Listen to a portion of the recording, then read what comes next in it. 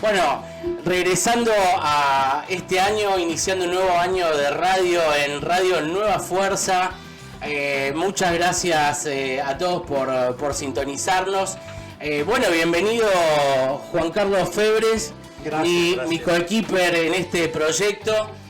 Bueno, ¿cómo estás, Fernando? Querido, ahí un año más acá en la radio y bueno, nada, con grandes cosas. Acá vamos a empezar un magazine donde vamos a tener un picado fino de muchas cosas. Vamos a tener actualidad, economía, política, geopolítica, noticias internacionales, de todo vamos a tener, ¿sí? En este caso, bueno, un poquito la idea es empezar a proyectar esta línea de conceptos en donde, bueno, tenemos acá una gran lucha, una gran batalla cultural por dar en esta nueva época, donde, bueno, tenemos grandes desafíos, ¿sí? Estos desafíos que comenzamos el año pasado, ustedes me seguirán seguramente tanto en Twitter como en los medios digitales en los cuales hemos estado, entre ellos Radio Nueva Fuerza. Y bueno, nada, venimos con una nueva propuesta y a seguir comunicando y a seguir divulgando las ideas de la libertad, del patriotismo y del sentido común. Bueno, te doy la bienvenida a Juan Carlos, querido, nuestro sociólogo, presidente de Contemplatio Social, una fundación liberal que se las trae. ¿Cómo estás, querido? Muy bien, gracias Gustavo por la invitación y bueno, estaremos un año entero. Vamos a arrancar un año, bueno, de grandes desafíos, ¿no? Y bueno, un poco empezar a desandar este camino y bueno, por ejemplo, vamos a empezar a contarles un poco acerca de la Fundación Contemplatio Social. En unos minutos va a llegar nuestro primer invitado de este ciclo, que es Cristian Juanidis, ¿sí? Vamos a tener el análisis político de Mercedes Maldonado, ¿sí? Que va a estar comunicándose también con nosotros. Vamos a estar, bueno, caminando por varios terrenos, por varios temas. Juan Carlos, yo te quería preguntar un poco para empezar un poco a charlar, ¿sí? Vos, por ejemplo, con respecto a la fundación te voy a preguntar, ¿no? Se llama Fundación Contemplatio Social, ¿bien? ¿Por qué el nombre Fundación, por qué el nombre Contemplatio Social? Es una muy buena pregunta que me la han hecho repetidas veces. Bueno, contemplatio viene de la palabra latín, contemplatio justamente, y procede históricamente de otra palabra que es contemplum. Contemplum era una plataforma que se situaba delante de los templos paganos en esa época y desde los cuales los sacerdotes, los servidores del culto, miraban el firmamento con la idea de conocer los designios de los dioses. De contemplum procede también el término contemplare, que es mirar lejos. Ahora, cuando pasó el tiempo, lo interesante es que los escritores cristianos latinos buscaron definir la palabra griega teoría y la redefinieron con contemplación, que ya existía esta palabra para ellos. Y este término castellano de contemplación y de teoría lo sinonimizaron con el teatro, o con la palabra teatro. Y esto es lo interesante porque en ese momento o en esos tiempos la gente iba al teatro a contemplar una representación normalmente dramática. ¿Qué significa todo esto? Contemplatio significa mirar, pero una mirada con atención, una mirada con interés, que involucra al otro con un apasionamiento sobre eso que se quiere observar. Para esa observación tiene que tener un valor real, un valor en el presente y en el futuro. Y no solamente es por la inmediatez del hecho, sino por las consecuencias de aquel hecho que se observa. Eso es contemplatio. Mirar, y no solamente mirar hacia el futuro con esfuerzo de entender, sino también llevarlo a la acción posterior. Es como una visión a futuro, ¿sí? Pero que tiene un carácter social y un carácter humano, ¿no? O sea, vas por ese lado. Por ese lado. Mira, me gustaría tomar las palabras de Santo Tomás de Aquino. Él decía que la contemplación pertenece a la simple intuición de la verdad. Y eso tiene que ver con la verdad. Hoy en estos tiempos de una sociedad líquida, de que la verdad se esconde detrás de muchas capas como una cebolla que se va, se va desgajando y no encontramos esa verdad, nosotros vamos hacia eso, hacia encontrar esa verdad. Perfecto. Eso es contemplatio social, la búsqueda constante de esa verdad para llevarla a la acción. Ok, bien.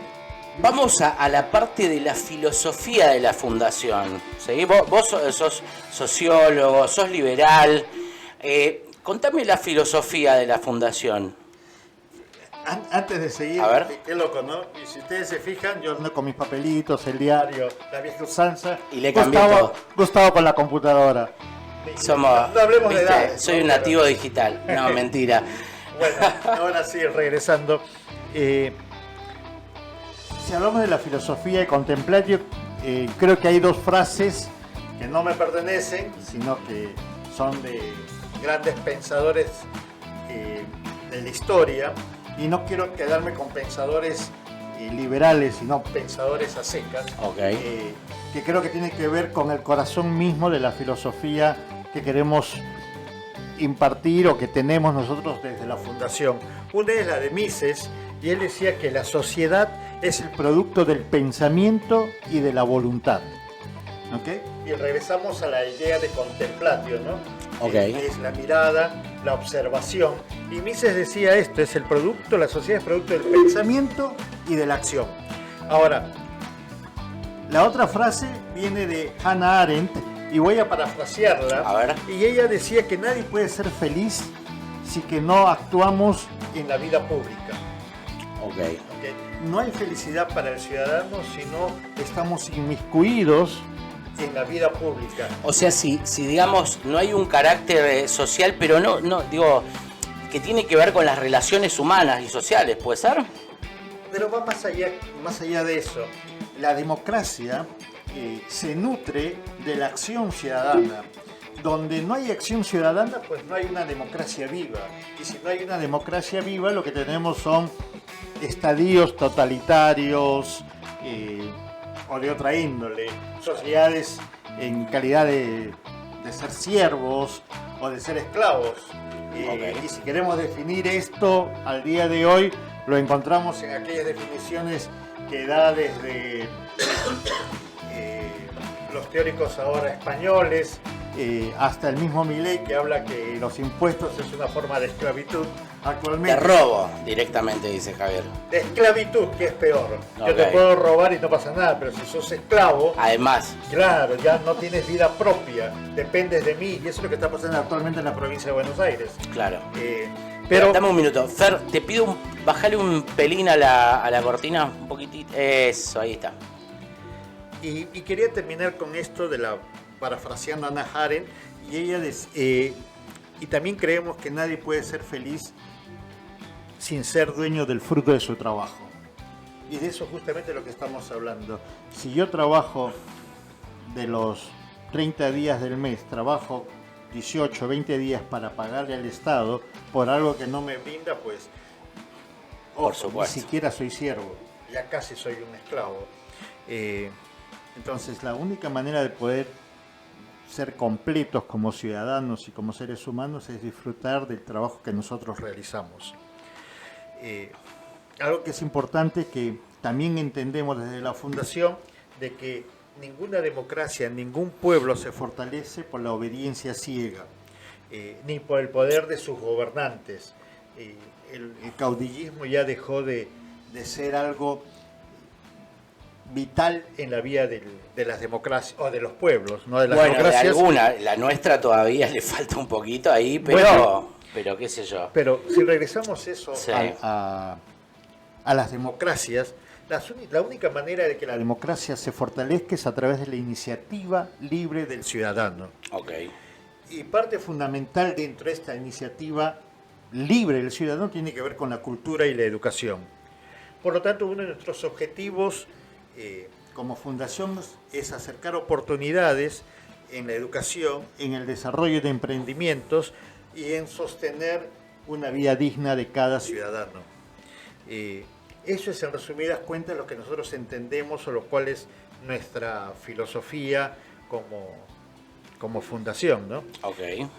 Algo que también quería terminar es esto, que siempre debemos recordar que, y la fundación nace con esta premisa, que las ideas más creativas surgen en periodos de crisis.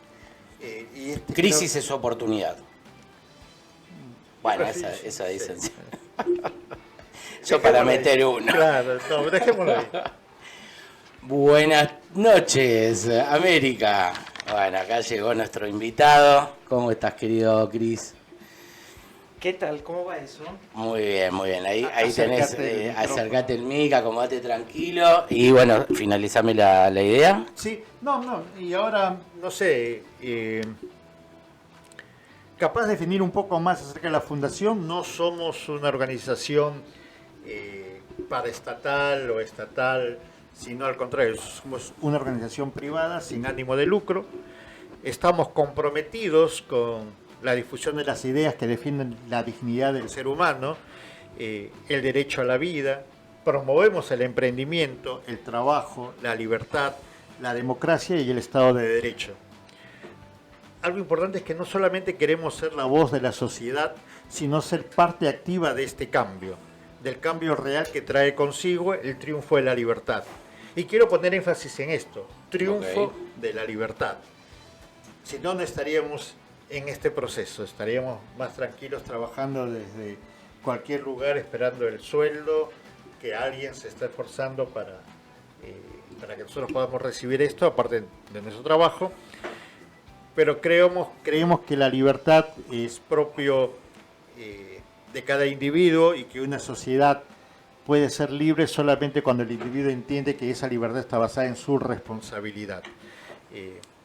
Obviamente, hablando de la democracia, también peleamos, sostenemos y valoramos con mucha fuerza la apertura económica, el libre mercado y la disminución constante del papel del gobierno en nuestras vidas.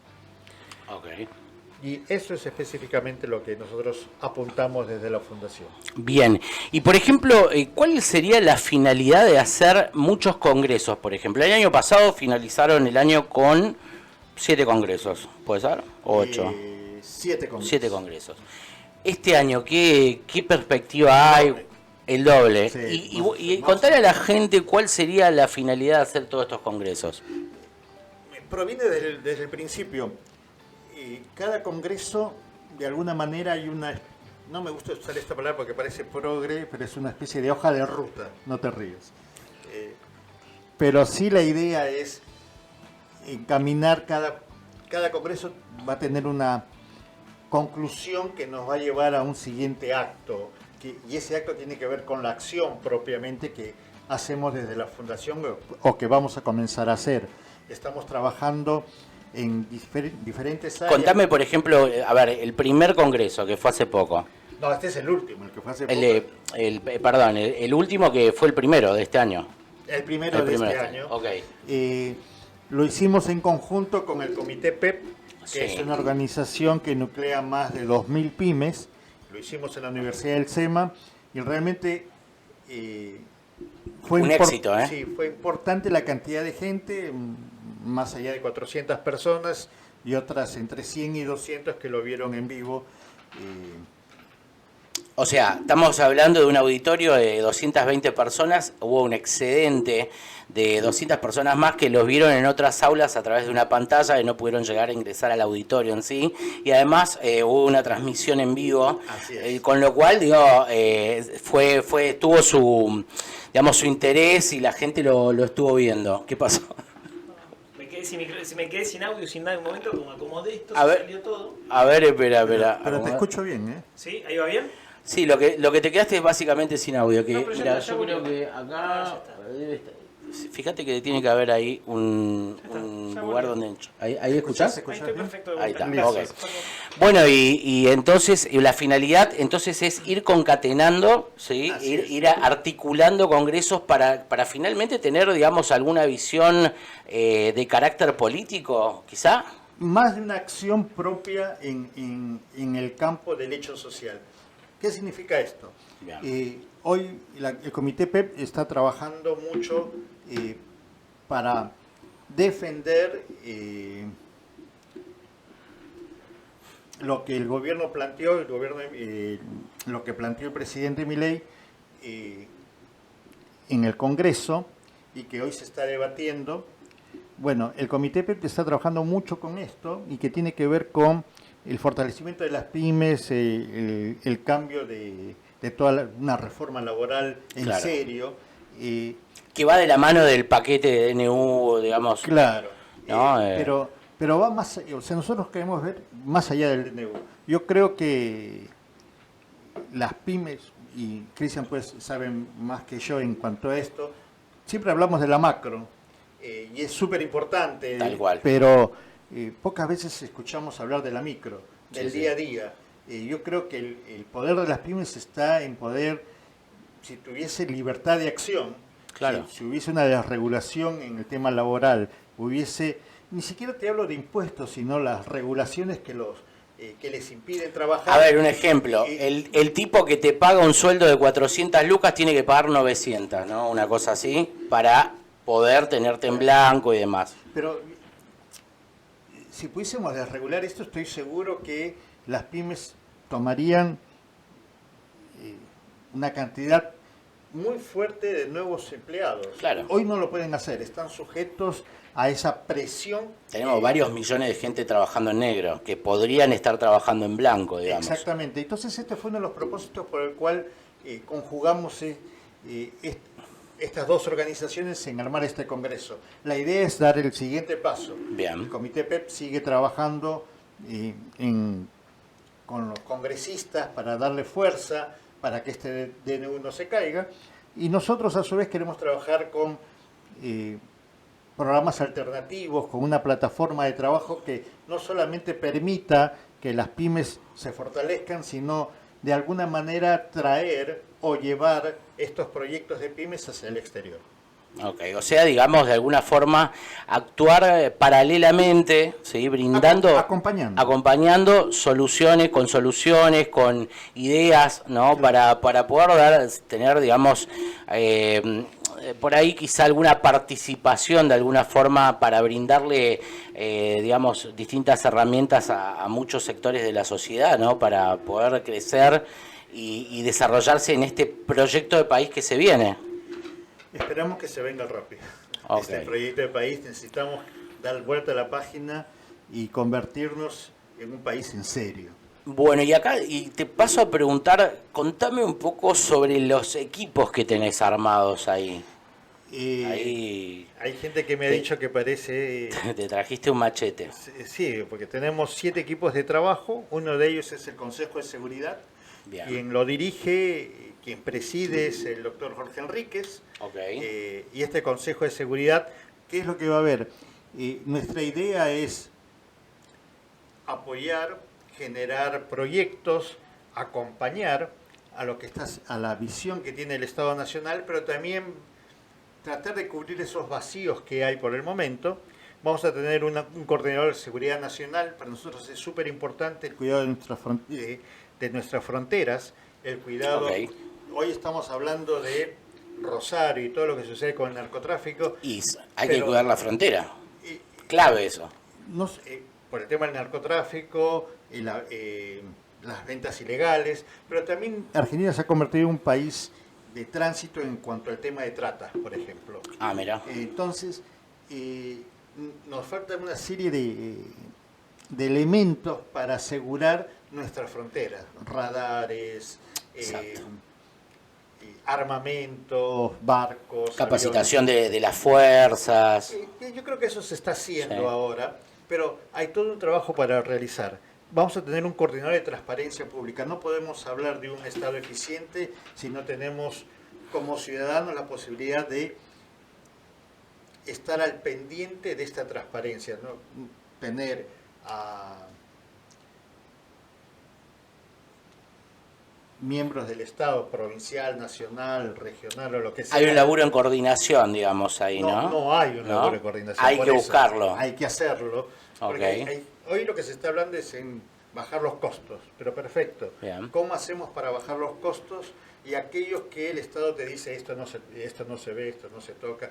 ¿Qué pasa cuando a vos te regalan, capaz siendo un concejal en algún distrito y te dan un regalo como concejal? ¿A dónde termina eso? ¿A tu bolsillo, a tu casa? ¿Queda para el distrito? ¿Dónde está eso manifestado? Entonces necesitamos tener transparencia en todos los ámbitos de la vida pública. Vamos a tener también un coordinador de la gestión pública. Necesitamos que la gente que ingrese a trabajar al Estado sea realmente capacitada. Claro. Que no sea por amiguismo, familiar, o porque hice un trabajo estupendo. ¿Qué tema ese, no?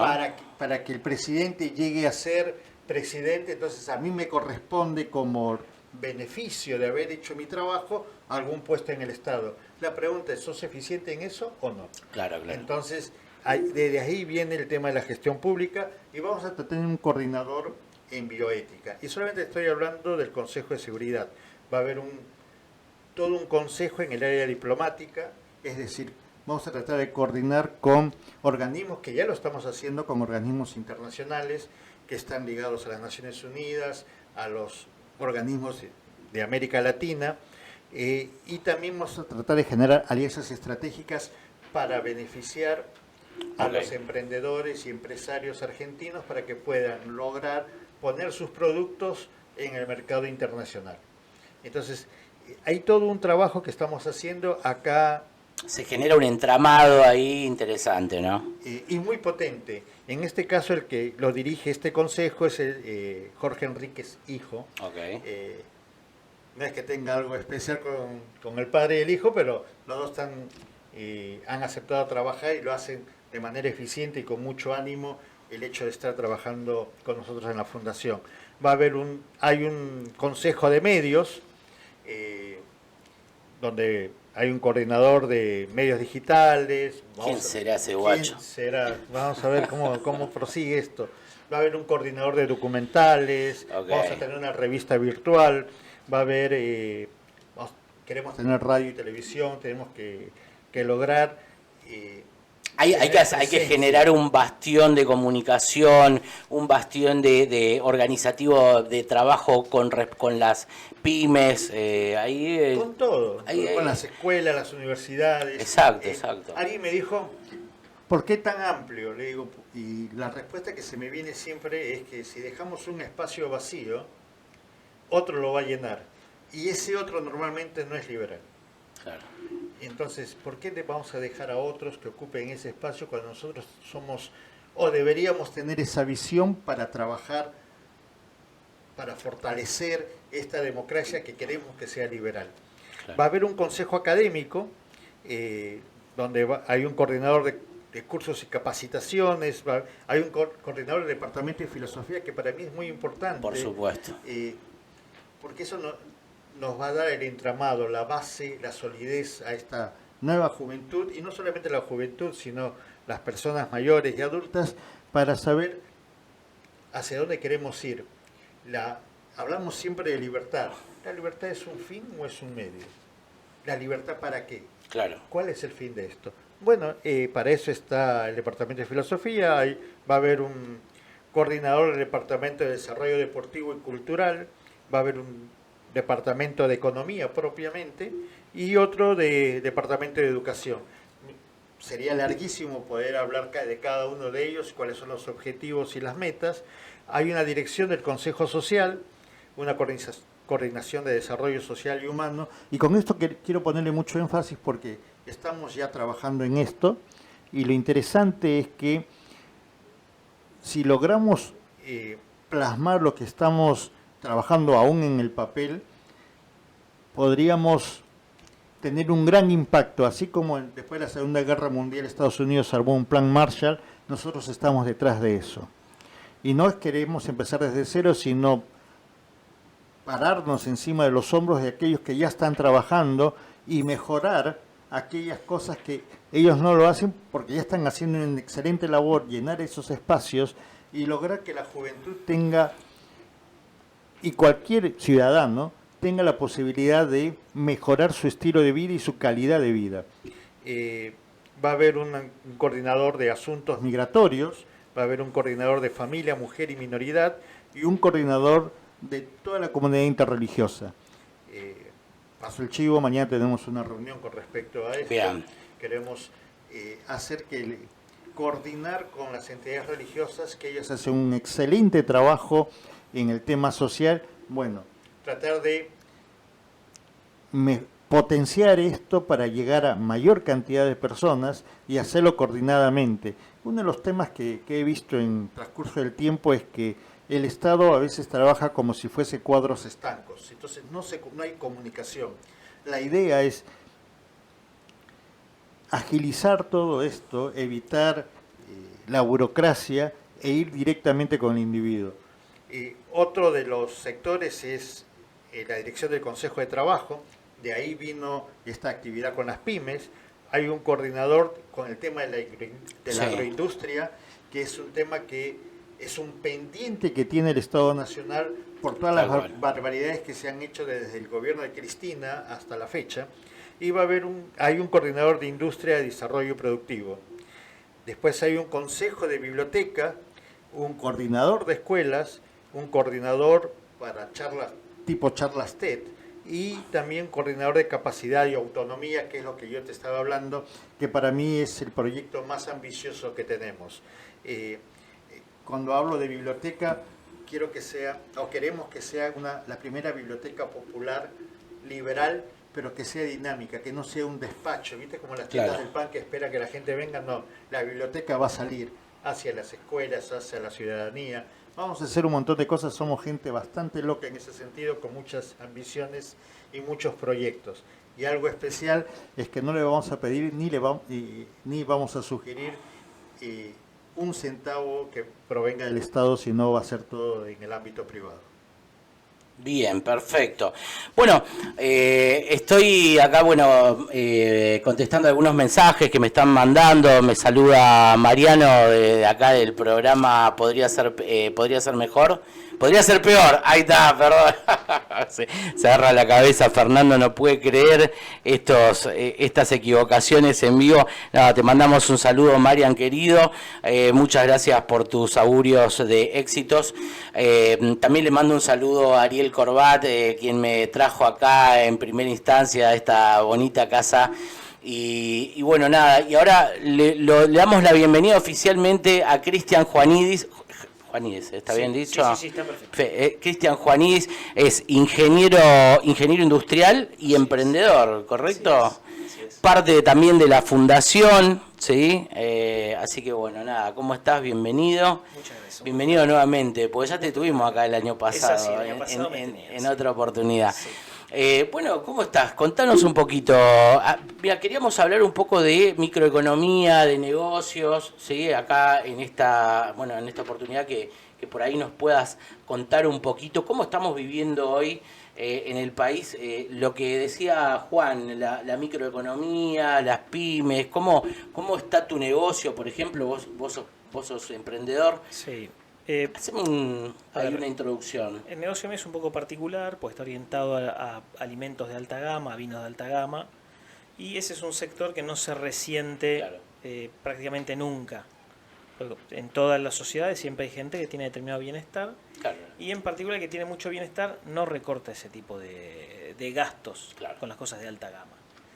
A lo sumo recortar otro tipo de gastos, pero en general no lo recortan, con lo cual el negocio mío no se resiente, por lo menos no en el comienzo de una recesión o en el comienzo de un ciclo económico débil, por llamarlo de alguna forma. Por ahí en unos 2 años se empieza a resentir, pero en general no.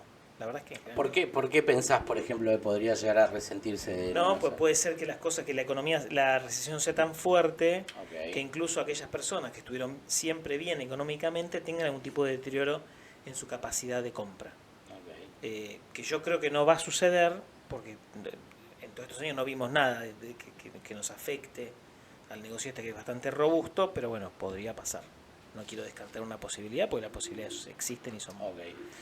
puede suceder, digamos. Yo estoy preparando. Consideramos igual que venimos de 10 años de recesión mínimamente, ¿no? Lo que pasa es que no fue una recesión lo que hubo en todo este tiempo. De hecho, la inflación y el hecho de que haya plata caliente en la calle generan el efecto contrario a una recesión. Lo que pasa es que te vas empobreciendo. Bien. Pero en general la inflación existe porque uno está trabajando a capacidad completa. Ok. ¿Qué quiero decir con esto? Si vos tuvieras una fábrica que está al 10% y de repente los precios suben, vos no subís los precios al otro día. Pues tenés mucha capacidad ociosa para decir, bueno, prefiero producir, porque ya que tengo los sueldos, tengo la fábrica, sigo produciendo. Es un poco el concepto. Vos empezás a estresar tu capacidad operativa, y a partir de estresar tu capacidad operativa, como es muy fuerte el aluvión de compras, porque hay dinero caliente en la calle, vos no tenés tiempo de reaccionar para cambiar tu capacidad operativa. Te hago un ejemplo. Supongamos que vos estás vendiendo alfajores a 100 pesos. Vos estás vos solo, supongamos en tu casa, haciendo alfajorcito. Vos haces 100 alfajores por día. Más no podés hacer. Entonces, de repente, hasta ahora venías vendiendo 20. Y un día te llama, te hago un pedido especial de 20 más. Sí, ¿cómo no? Decís vos. No subís el precio. Ahora, cuando te llega un pedido especial, ese día tenés que entregar 100 alfajores, y te llega un pedido especial para hacer 20 más, decís, bueno, yo me quedo sin dormir, pero este le cobro un poco más. Okay. Y le cobras más y si te los compra. Y al otro día tenés que entregar 200 alfajores, pero no llegás, entonces subís más el precio. Para que alguno te diga, no, yo no te quiero comprar. Esa es la dinámica microeconómica que vos tenés, porque aparte vos no llegás. Porque si no, no podés contratar más gente. Y no, vos no podés. Yo te pedí el alfajor a las 12 del mediodía. Claro. Para hoy a la tarde. ¿A quién vas a contratar en las próximas 4 horas? Tenés que entregármelo. ¿Correcto? Por eso te hago el simulacro, lo que pasa con cualquier empresa que opera con determinada capacidad ante un shock inesperado, que la inflación en el fondo te da eso, la gente se desespera por comprar, vos no tenés capacidad de reacción. Y aparte vos sabés que es inflación y sabés que no es un crecimiento genuino, pues ningún crecimiento genuino en ninguna economía se da con un shock brutal de que la gente de repente te inunda y queremos comprar, queremos romper los pesos. Claro. Entonces, lo que termina pasando en definitiva es que vos te saturás y decís, bueno, yo empiezo a subir los precios. Y subís hasta que te da. Y como en la calle hay plata, los precios suben y vos podés subir, y ahí se da la escalada de precios de alguna forma. Es una explicación microeconómica, no es macroeconómica. Y por ejemplo, ¿cómo ves hoy, por ejemplo, los precios, ¿cierto? Vos ves que han subido, pero a su vez también empieza a jugar esta regla del mercado de... Correcto. Ahora se subieron los precios, el tipo que fabrica no está vendiendo nada y ahora empieza a bajarlos. No le queda otra. Digamos. Pero no le va a quedar otra. Exacto. Y yo te voy a poner ejemplo de algo que nos pasa a nosotros. Históricamente nos entregaban las golosinas. Nosotros comprábamos confiado golosinas. Primer punto, nunca había stock. Mandame 5 cajas de chocolates, te mandaban una. Mandame chocolate blanco, no hay. Con leche, no, me quedo solo con almendras. Mandame 5 cajas de almendras, te llegaban 3. Hoy no tengo tan claro si hay o no hay. Lo que sí tengo claro es que cuando te llega la mercadería, es mercadería que se produjo hace bastante tiempo. Entonces, ¿qué quiere decir? Que se acortaron los ciclos. No se acortaron los ciclos, perdón. Sino que el tipo que producía ya tiene mucho stock. Entonces te está mandando lo que produjo hace 3-4 meses atrás. Claro. Eso es fruto de que se subieron tanto los precios, como la plaza está seca de pesos, pues la verdad es que no hay pesos en la calle, entonces nadie tiene para comprar. Entonces vos, ante esa disyuntiva, ¿qué hago? Tengo mercadería perecedera, chocolate, supongamos. Sí. O le bajo el precio y lo remato en la calle, cosa que ya está pasando, porque hay ofertas, hay gente, yo estoy teniendo proveedores, se desesperan por vender. Mira, comprame, te hago 50% de descuento, me dicen en vinos, me llegó una oferta. ¿Está sucediendo eso? Sí, ¿Vos bodega, estás viendo que ponen grandes ofertas, 2 no, por 1, 50%? El proveedor me manda a mí, me dice, no es lo mismo la oferta que se le hace al por mayor que al por menor. Okay. Quiero aclarar eso. Okay. Acá es una cuestión de que te dicen, cómprame tanto, no importa. Pero claro. Eso no estaba. Porque el tipo no tenía excedente. Pues si no tenés excedente, digo, si yo lo puedo vender a 100, ¿para qué te lo voy a vender a 50? Claro. Entonces, cuando yo empiezo a tener excedente, se me junta el stock, no vendo, digo, che, sacame este stock de acá. Claro. Vamos a revolear el producto. Te hago descuento, te hago oferta, ¿veo? Y para empujarlo hacia abajo, hacia la cadena. Okay. Es una reconocida bodega, me pasó para una línea en particular un 50% de descuento. Te están diciendo, Cristian... Llévate lo que sea y yo no lo compré. Claro, porque no lo puedes vender Y tampoco. pues si no lo puedo vender, Claro. ¿qué le voy a comprar? ¿Se va a comprar más barato para tenerlo en el depósito? ¿Para qué lo quiero? Claro. Esas son las cosas que están empezando a pasar y que esto recién empezó. Bien. Entonces, va a haber, cuando digo baja de precios, no imaginemos que los precios van a retrotraerse al año 2003. ¿Ah? Nadie está pensando eso. Pero sí los precios que por ahí venían subiendo, porque no nos olvidemos que en una dinámica inflacionaria los precios se suben antes de que suban. Okay. Porque si vos no subís los precios antes de que suban, el día que te lo subieron te mataron. Entonces siempre se suben antes de que suban los precios. Funciona así. Cualquier persona que quiere generar bien su negocio anticipa los aumentos de precio. Ahora, cuando vos ves que se viene el aumento, subís y de repente no vino el aumento, tenés que empezar a bajarlos un poco. Claro. Entonces, la forma en la que se baja en general no es bajando el precio directamente, sino haciendo ofertas. Ok, o sea, digamos como para no decir, mirá al precio que te subí, no me quedó otra. No solo como... por eso, sino porque si yo a vos te vendí hasta ayer este alfajor a 1.000 pesos y hoy te lo vendo a 700, vos me decís, ¿qué? ¿Lo hiciste más berreta? Claro. ¿Qué pasó? Porque está más barato que el otro que era más feo. Le bajaste la calidad. Algo hiciste. Entonces lo que se hace es se mantiene el precio y hace una oferta. Okay. Porque se sobreentiende que la oferta es circunstancial. Vos, Claro. cuando vas a ver una oferta dice 50% de descuento, ¿vos qué supones? ¿Que el tipo la va a tener de por vida? No. Y esto está pasando en todas las áreas, por ejemplo, a ver, te digo, qué sé yo, el supermercado, la carnicería, la verdulería. Mirá, lo que pasa es que carnicería y verdulería servicios. sí se manejan con bajas de precios, a Ok. diferencia de los productos con marca. O sea, por ejemplo, si hablamos de, qué sé yo, pintura, por ejemplo. Bien, ahí como eso tiene una marca, el tipo le pone un precio y no puede bajar el precio desde el punto de vista estratégico y conceptual.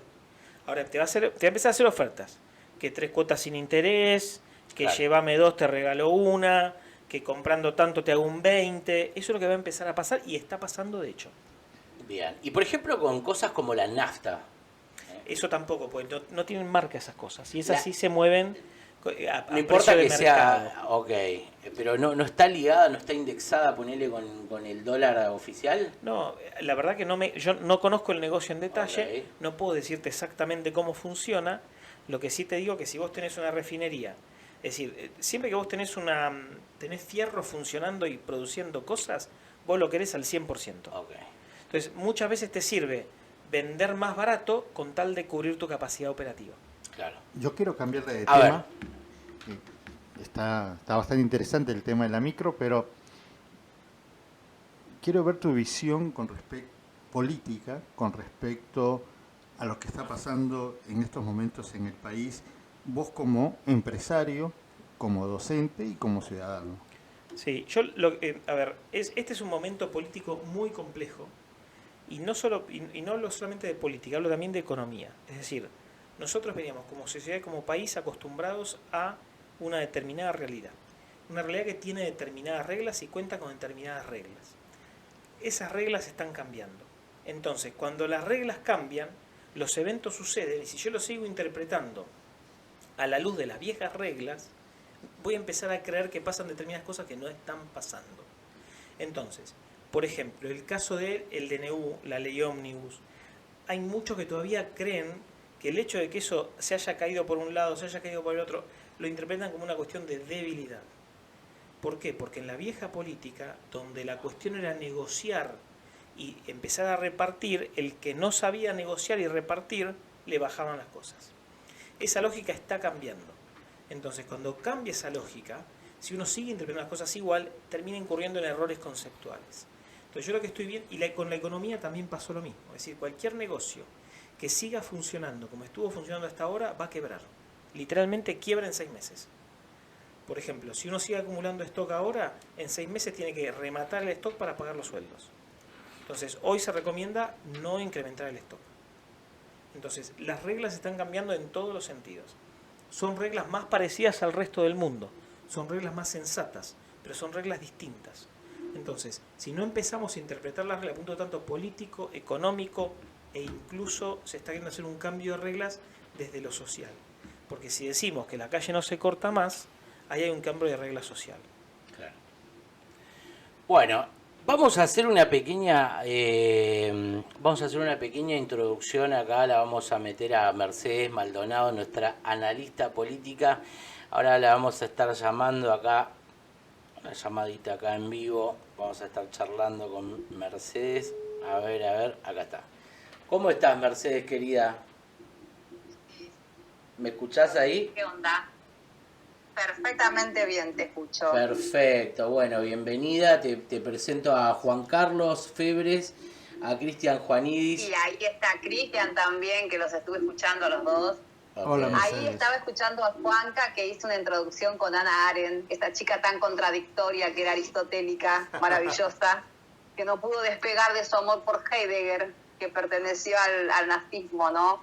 Así Y es. bueno, esas cosas raras que tiene la gente en la vida. Y bueno, y escuchando a Cristian también, en cuanto a lo que pasa con la micro, con la macro, con el que no se ayorne, de alguna manera va a quedar afuera en este nuevo sistema de negocios, porque tenemos que pasar de que nos administre el Estado, que nos salió tan caro, a que nos administre el mercado.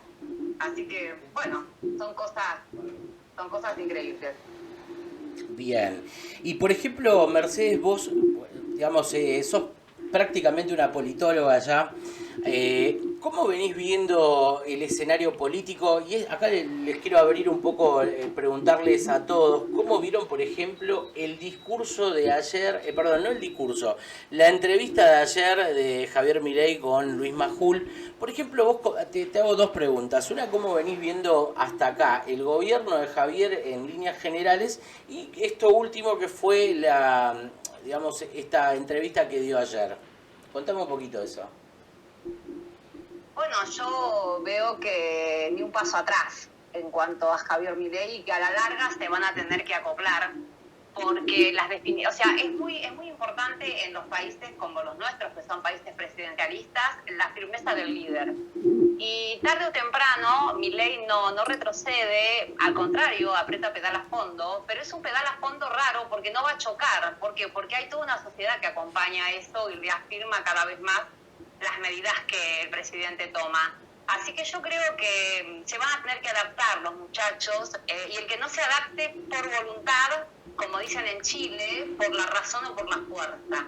Y por la fuerza va a ser en el caso de estos chicos, viste, que cada vez les salen cosas a la luz de su contubernio, de sus estafas, del robo que han hecho, como por ejemplo Mazot, que en un primer momento pensaba en contra de ciertas cosas y que no iba a votar, y dice, y no estábamos en contra del DNU, después que le pegó un carpetazo a Arroyo Salgado con una clínica de PAMI. O sea que yo creo que de a poco los chicos van a ir entendiendo cuál es su deber ser en cuanto a los tiempos políticos que vienen. Bien.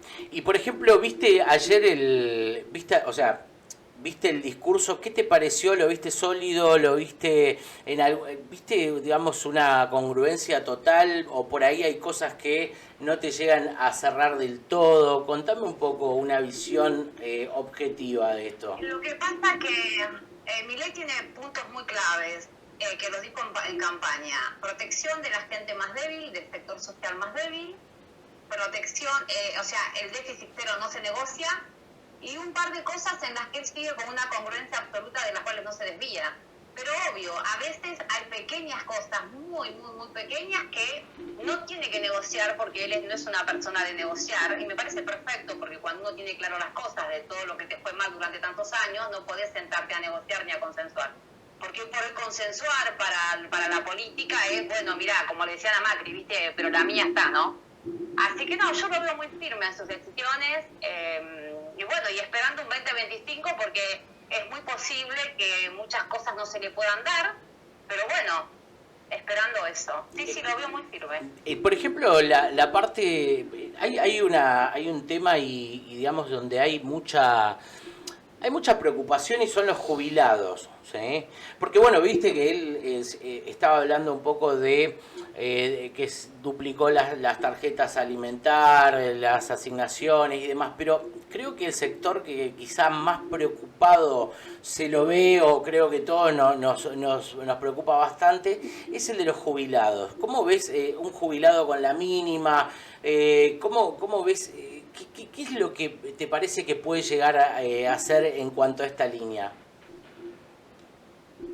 Bueno, yo creo que parte de eso se licuó, ¿no? Parte del déficit cero se licuó, no soy economista, pero parte de ese déficit cero se licuó con el tema de los jubilados, es una cosa lógica. Y aparte Milei es una persona que evalúa, de cierta manera, lo que hay que proteger, o sea, cuánto le queda a un chico y cuánto le queda de vida útil a un jubilado. Lamentablemente es así en esos términos, o sea, estamos con un economista, chicos, que es una persona totalmente racional y que sostiene que estos chicos que tienen que estar bien alimentados, que tienen que estar bien para el día de mañana, son las fuerzas productivas del país, que tiene que sostener y que tiene que alimentar. Y en cuanto a los jubilados, se lo dijo en su momento, lamentablemente tenemos 4 millones de excedentes, que es lo que está perjudicando a los que realmente trabajaron y aportaron. Y bueno, en algún momento se va a solucionar. Estaba dentro de la ley bases, en la parte fiscal, no lo quisieron tratar en su momento, y todavía se sigue con la fórmula de Alberto, que también fue deficitaria y perjudicó al sector. Bueno, vamos a ver cómo se arreglan los tantos, y en la medida en que se pueda meter gente al sistema laboral para que se pueda aportar y a las pymes no se las ahogue tanto, que se logrará de alguna manera poder tener más ingresos para que se puedan tener mejores jubilaciones. Bueno, bien, Mercedes. Bueno, estamos llegando a las 22 horas, ¿sí? Estamos por Radio Nueva Fuerza. Recuerden nuestro programa Puntos de Partida con Juan Carlos Febre Velázquez, mi coequiper. Hoy lo tenemos de invitado a Cristian Juanís y nuestra analista política Mercedes Maldonado. Bueno, ¿quieren meterle algún bocadillo? Píquela, a ver. No, escuchaba a Mercedes y esto me hace recordar un poco en cuanto a o por lo menos así lo veo, en cuanto a ese caminar que tiene el gobierno, especialmente el presidente Milei, en cuanto a la acción política propiamente. Yo creo que juega con dos variables. Una es la teoría del juego, trata de maximizar lo que tienen en esta época de crisis, y la otra es la teoría del caos. Yo creo que los políticos, como decía Cristian, está cambiando las reglas de juego y ellos no se dan cuenta que está cambiando y están juzgando y prejuzgando con reglas viejas de este nuevo juego, ¿no? Entonces para ellos es todo un caos, no saben hacia dónde va a ir, y como bien dijo Mercedes, el presidente no ha cambiado ni su discurso ni la forma de ver el mundo con respecto al ejercicio del poder en estos 3 meses con respecto a esos 2 años anteriores cuando estuvo en campaña y cuando fue diputado. Yo creo que ahí está el juego entre los que quieren ver a un gobierno que crezca, que se fortalezca, y los que quieren que se rompa en pedazos, ¿no? Ok, vos, Cristian, ¿querés meter algún bocadillo ahí? Sí, yo... a ver, acá hay el que negocia es porque tiene necesidad de negociar. Y vos negociás cuando sabés que no vas a ganar. ¿Qué quiero decir con esto? Cualquiera que se sienta a negociar, y esto lo vimos en cualquier gobierno fuerte, es decir, el kirchnerismo de la primera hora con Néstor negociaba. Cristina no negoció nunca nada. Porque tenía el 51%, tenía el Congreso. ¿Por qué se va a sentar a negociar? Es decir, el que negocia siempre es el que está en inferioridad de condiciones. Si no, vos no vas a negociar. Yo estoy en una guerra, estoy arrasando con el enemigo. ¿Qué voy a sentar a negociar? Nada. No negocio nada. Avanzo hasta que lo elimino. Entonces acá un poco también tiene que ver con eso. Acá hay una sensación de que no, Miguel tiene que negociar. Y no va a negociar. Porque sacó el 56%. Porque es un sistema presidencialista que donde el presidente hizo durante toda la historia de Argentina lo que quiso. Entonces no se va a sentar a negociar. Entonces por ahí, a ver, les pregunto a todos. De alguna forma, en esto que hacemos como una lectura en donde no la tendría, del todo manejada, o por lo menos eso es lo que se ve, en realidad hay una estrategia por detrás, por decir, bueno, miren, que esto lo decía ayer, queda expuesta la gente que no quiere el cambio, ¿no? Dentro de lo que es el Parlamento, ¿no? ¿Va por ahí la cosa? ¿Esto es una estrategia? ¿Qué pensás vos, Mercedes? Totalmente. Es lo que Milei le llama la etapa de revelación. Entonces, los que están a favor del DNU y de que las cosas cambien, están a favor del voto y de la gente y por ende quieren una Argentina mejor. Y los que están en contra son los que quieren seguir manteniendo sus privilegios. Él marcó el territorio de esa manera y no se mueve un ápice. Y vos te das cuenta que la gente logró lo que no se logró en el 2001, donde se decía que se vayan todos. Logró que la gente deteste la política, logró que la gente los mire en un escenario como por ejemplo fue el viernes pasado, o el jueves pasado, perdón, en el Senado, y los deteste y que diga basta de política y que aplauda y que cada vez quiera reducir más ministerios y que si es posible cierre el Congreso.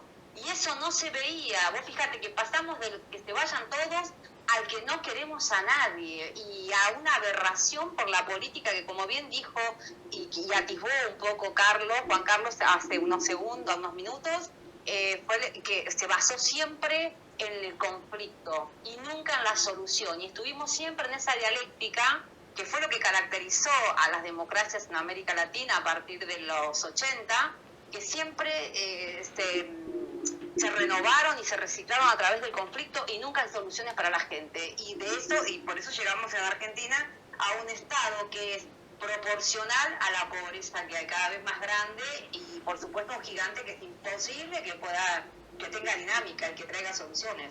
Bien, o sea, digamos, ya la política pasó o digamos se develó, se corrió ese velo donde era una generadora de problemas o se manejaba de otra forma para cobrar otro carácter, digamos. Claro, la política se esgrimió como conflicto, como reducto de gente que quiere vivir de la gente que produce y que trabaja y se pasó de mambo.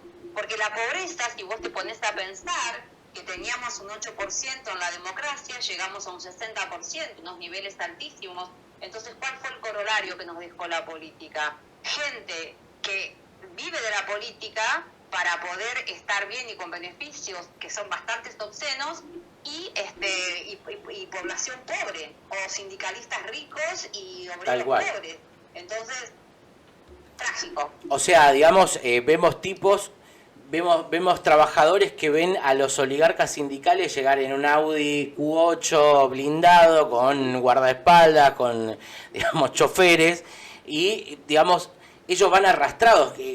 Lo bueno que pasó ahí fue este salto de sacarle un poco el poder a los punteros políticos, a los sindicalistas y pasar por encima, que creo que fue una de las, digamos, de las maniobras políticas las que mejor vienen haciendo y con las que hemos visto que le ha restado literalmente lo que es el ganar la calle, como se dice entre comillas, ¿no? Que siempre ellos decían, no, la calle es nuestra. Sí, la calle es nuestra porque vos tenés las cajas y arriás a la gente como vacas, pero la calle no es tuya cuando vos pasás por encima a esa necesidad que tiene la persona para, el puntero ya no lo puede extorsionar. Total, y Milei no escatima en mostrarlo cada vez más. O sea, es algo que a Milei le encanta, le está saliendo excelente, la gente cada vez más se pliega, y bueno, y eso va, y esa base, a esa base va a ser la que va a ser un gobierno exitoso, y en la medida que se vayan saliendo denuncias, en la medida en que la justicia vaya acorralando cada vez más a esta gente, por más que la población tenga que elegir entre qué comprar y qué no, y que tenga que empezar a autoadministrarse acorde a sus recursos, va a hacer que pueda sostenerse estos 4 años de Javier. Bien, a ver, ¿quieren hacer algunas preguntas? Intégrense acá a la charla con Mercedes. No, es bastante interesante. Más allá de todo este camino que ha comenzado a transitar el presidente y el gobierno, a pesar de todo eso y de esto, llamémosle éxitos en el cambio de paradigma, en las reglas de juego, aún así el gobierno también ha tenido sus errores. ¿Cuáles podés marcar, por ejemplo?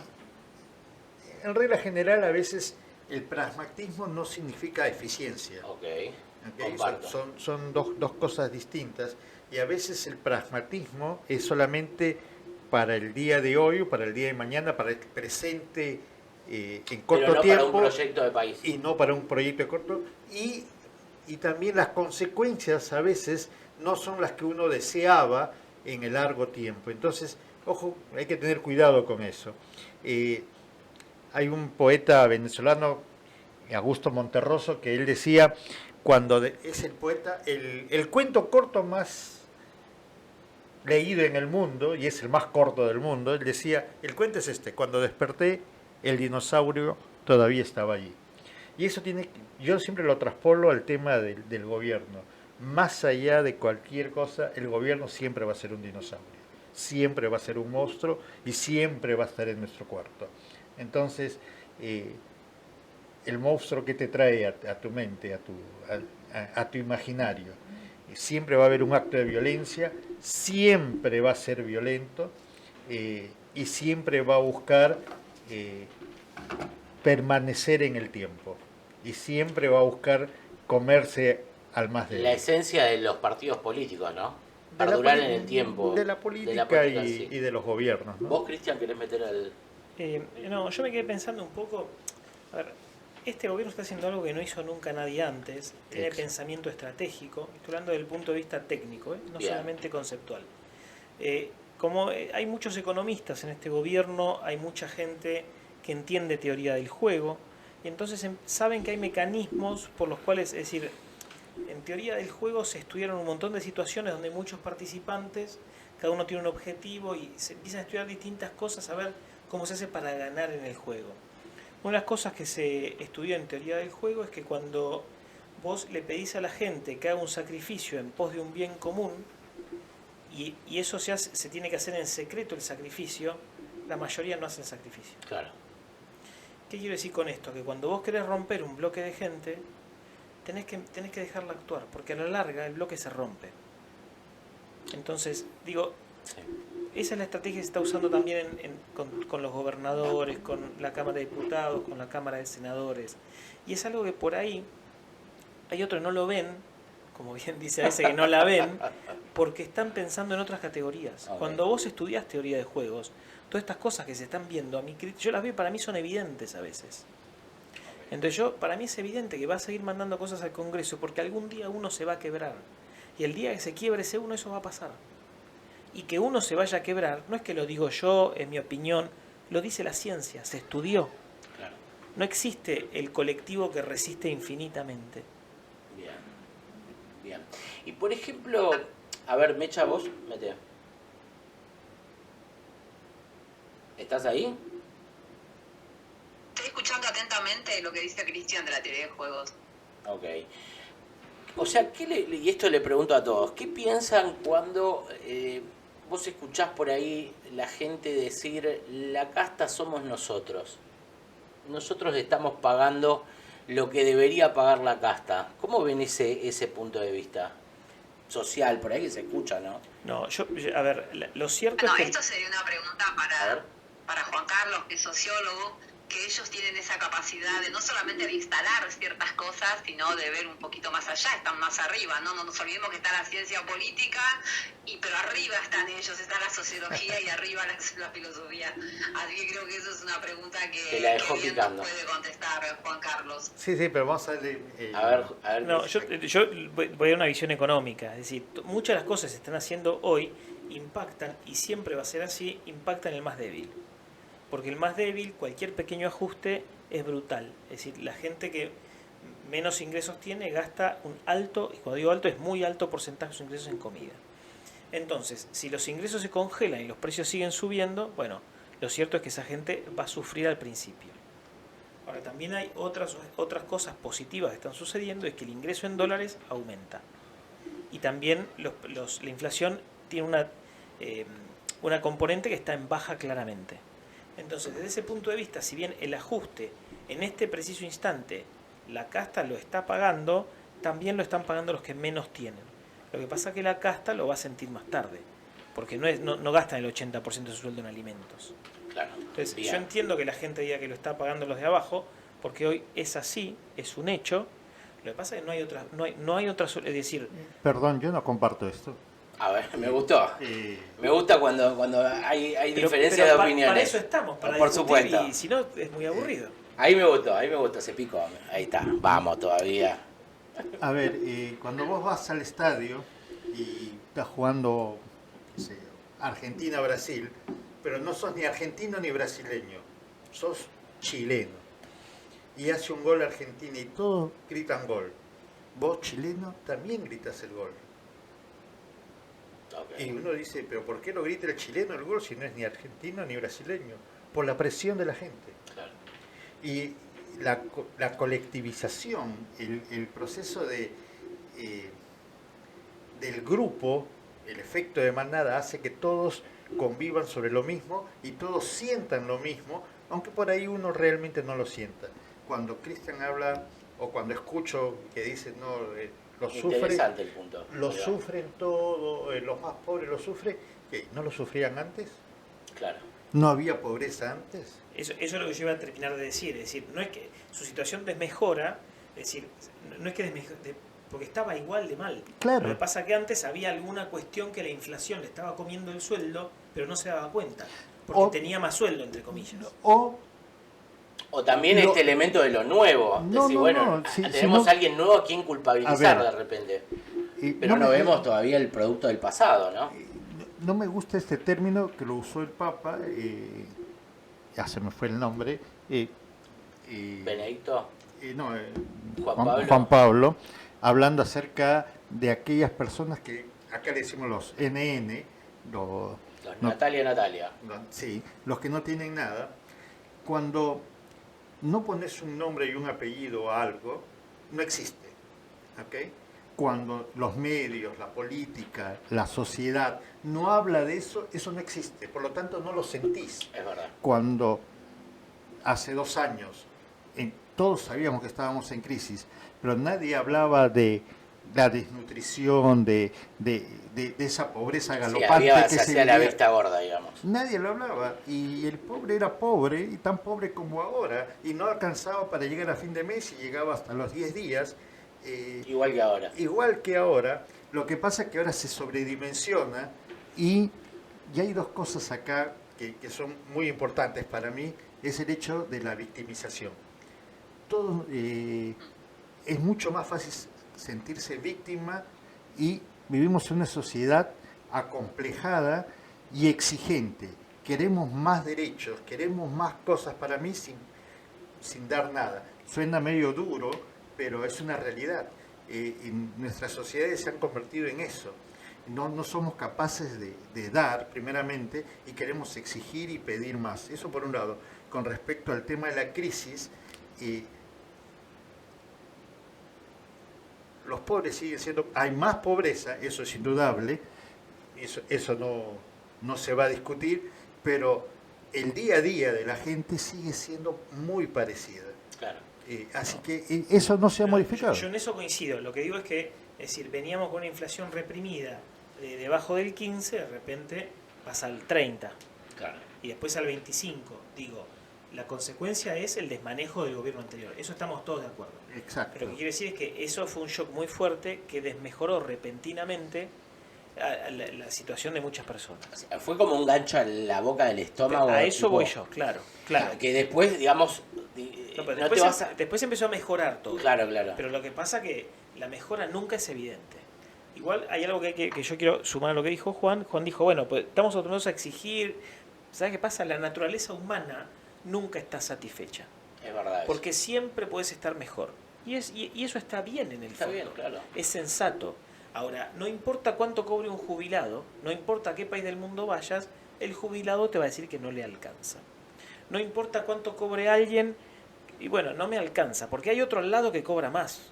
Entonces, si el tipo se compara con el que tiene al lado, y no le va a alcanzar. Claro. El único que va a decir que le alcanza es el que está arriba de todo. Porque si un cara dura, che, el de abajo no come. Pero digo, en general la naturaleza humana está en ese plan, y siempre fue así, de yo podría estar mejor, y es cierto. Entonces vos tenés una jubilación de $500, vas a sacar una de 1000. Claro. Siempre va a ser así.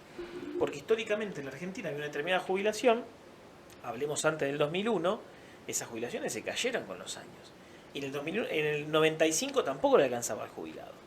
No quiero decir que el jubilado esté pasando la bárbara, no quiero decir eso. No estoy haciendo un juicio de valor de un reclamo. Lo que quiero decir es que siempre, independientemente del bienestar que tengamos, vamos a estar siempre reclamando más en línea con lo que dijo. Bien, bueno, Y algo a ver. interesante, chiquito nada más, desde la Segunda Guerra Mundial, cuando termina la Segunda Guerra Mundial, ha habido un proceso cada vez más importante, no quiero decir gramsciano ni la batalla cultural, sino una especie de sociología de la pobreza. Entonces, hemos... ¿Instalación de la pobreza culturalmente? No es la instalación, sino hemos sobredimensionado y sobrevalorado el tema de la pobreza. La teología de la liberación era eso. Algunos curas villeros sobredimensionando y alabando la pobreza como si fuese una Romantizando la marginalidad y la pobreza, ¿no? Exactamente. Es una romantización de Claro. la pobreza que se hizo, eso es cierto. Y eso aunado a la victimización, al hecho de que pobrecitos, esta nueva teoría del padre, dejando de ser padre, ser amigo, complaciente. Fue el deterioro, pero ahí hay una cuestión por detrás que tiene que ver con el deterioro de la familia, de las autoridades en una familia, ¿no? Es decir, ahí hay unas cosas que están por detrás. Vos, por ejemplo, Mercedes, ¿cómo la ves ahí con respecto a los puntos que menciona Juan y que menciona Cristian? Totalmente de acuerdo con lo que está hablando Juan y con lo que está hablando Cristian, por supuesto. Hubo un deterioro, o sea, Occidente entró en crisis. Occidente, que en su momento se erigió como los valores de Occidente, entraron en crisis. O sea, había que el comunismo o el marxismo tuvo que dejar las armas y empezar a deconstruir, como le dicen ellos, o sea, a destruir mentes. Entonces, bueno, ahí empieza así toda una romantización de la pobreza, donde el catolicismo lamentablemente hace punta en esto, el mensaje de los curas vanguardistas, el mensaje que se da en las escuelas, la CLO que empieza a cabalgar dentro del kirchnerismo a partir de 2005 con la razón popular, que es la base de la filosofía que toma el kirchnerismo, o sea, después de Néstor, con Cristina, a partir sobre todo del 2008. O sea que, bueno, ese proceso de deconstrucción, de crisis de valores, de crisis de la familia, de que, bueno, por ejemplo, Judith Butler, que tenemos en Estados Unidos, y un montón más de autores que empiezan a escribir sobre ese tema. Bueno, en cuanto a el sexo, el género y bueno, y todas esas, perdón la expresión, tonteras, ¿no? que surgen, y bueno, tuvo un resultado nefasto. Nosotros no nos olvidemos que Cristina, a partir del 2008, cuando tiene la crisis con el campo, ella toma una frase de Marx donde dice: la historia se repite dos veces, primero como tragedia, después como farsa, y ahí nos hacen una introducción al comunismo, que ya de alguna manera con Alfonsín se había levantado el comunismo, porque el comunismo se levantó de la mano de Alfonsín. Hubo un parate con Menem, y bueno, y después de a poco se fue yendo hasta que, bueno, el último gobierno de Alberto, cuando decía que todos ganen un poquito menos, nos está demostrando de alguna manera que, bueno, teníamos un comunismo, pero de libro prácticamente, totalmente, sobre todo en de el manual. periodo de Alberto. Claro, y eso también tuvo que ver mucho con China. No nos olvidemos de China cuando pone pie en América Latina y sobre todo en Argentina. O sea, no solamente nos teníamos que aliar estratégicamente con China para poder hacer negocios y demás, los cuales a partir del 2008 fueron en deterioro, porque bueno, ya tuvimos una economía asimétrica. Bueno, después ya de última teníamos que ser también no solamente aliados comerciales, sino que teníamos que ser aliados culturales. Teníamos un comunismo acá. Así que sí, es totalmente de acuerdo eso. Y por eso es que cuando va Davos Javier Milei habla de la crisis de Occidente y dice: Occidente está en crisis. Y esa crisis tiene que ver con los valores, donde bien se puede hablar de que el capitalismo va atado a una filosofía que tiene que ver, como decía Max Weber en su momento, asociada a fines y a valores, perdón, y no asociada a fines, no es un fin en sí mismo, con la ética. La ética protestante, de hecho, lo sabrá perfectamente bien Juan Carlos, habla de ese tema y lo pone muy de manifiesto. Bien, interesantísimo lo que estamos hablando. Bueno, a ver, teníamos acá pensado para esta segunda hora hacer así un pimponeo por algunos otros, por algunos otros lados. Por ejemplo, había algunos temas ahí que vos me decías, Juan. Por ejemplo, tenemos los diarios, ¿no? Tenías una columna de Clarín que querías hablar, de La Nación. De La Nación, a Mira, ver. justamente hablando de lo que Mercedes está comentando, en La Nación el día de hoy, en el espacio de sociedad, aparece un artículo de Evangelina Hamilton que habla acerca de un libro que se llama Bad Therapy. Es un filoso libro que va contra la crianza amable, que interpela a padres y expertos. Y es interesante porque hasta el millonario y excéntrico, se me fue el nombre de Elon Musk. Elon Musk decía que hay que todos los padres deben leer este libro. El libro es de Abigail Shrier y ella se pregunta por qué los niños no crecen. Y esto me hace recordar a otras teorías como el efecto Peter Pan, gente que tiene 40 años y sigue viviendo con los padres a pesar de que trabajan. Y ella hace todo un libro, ella es una periodista y hace todo un libro asustada porque a sus hijos que tuvieron un pequeño resfriado y no van 2 días a la escuela, cuando llega la maestra le hace una especie de terapia y termina, esas preguntas que le hacen tienen que ver con si es reprimida sexual y claro. Los chiquitos tienen 10 años y 8. Te podés sentir, digamos, como vos quieras. Si querés ser nena, son claro. nenas, si querés ser nene, son nene. Entonces ella termina diciendo, nuestros hijos no necesitan tanta terapia.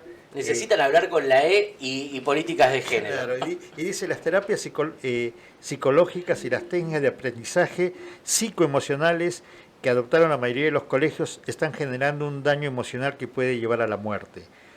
Los padres se han convertido en amigos y se han convertido en seres gentiles para con sus hijos, y eso no hace que los hijos maduren. Claro, no puedes poner límites. No, exactamente. No.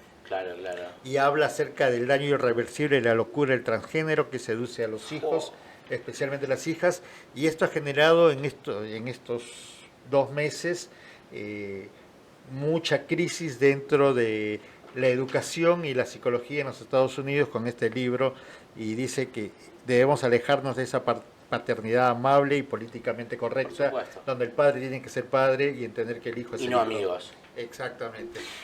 Bien, interesante. ¿Qué otro artículo tenés ahí? ¿Estuviste viendo? Sí, estuve viendo y es más que todo una Pasaron varias cosas, sí, elecciones sí. en Rusia, Sí. Israel rechaza la oferta de tregua con Hamas. Exactamente. Hay varias cosas ahí. Pero a ver. me quiero detener en otro punto A que ver. sí está muy cercano a nosotros. Petro, el presidente de Colombia, propuso una reforma constitucional y esto despertó una polémica, ¿no? Tremendo. Mi pregunta que me hago es ¿por qué Recordemos quién es Petro, un ex paramilitar colombiano. No paramilitar, es un ex terrorista. Es un ex terrorista. que asesinó gente. Que asesinó gente y traficaba drogas. Y que fue perdonado Sí, por el Congreso exactamente. y hoy es el presidente. Pero mi pregunta es, ¿por qué todos los gobernantes socialistas buscan una reforma constitucional? ¿Qué hay detrás de esto para cambiar las constituciones de sus países? El totalitarismo por detrás. Perpetuarse en el poder. Eso es una de las cosas, pero ¿qué es la Constitución? Ahí tenemos una politóloga que nos puede ayudar. A ver. ¿Qué significa la Constitución para un país, para una sociedad? Despliegue nomás, Mercedes. Bueno, la Constitución precisa más, o sea, es de alguna manera un ordenamiento jurídico para una sociedad. También se va modificando acorde al tiempo, ¿no? Porque, bueno, avanza el derecho social y, bueno, y exige reformas y exige cambios. En el caso nuestro tenemos una parte que es pétrea, de la primera parte o dogmática, que son 43 artículos. Bueno, el resto es negociable.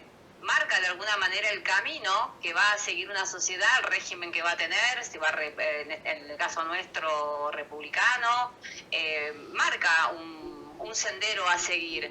A veces puede gustar, otras veces no, pero lo que hace de alguna manera es regir los destinos de un país, por así decirlo. Esa es la importancia que tiene una constitución.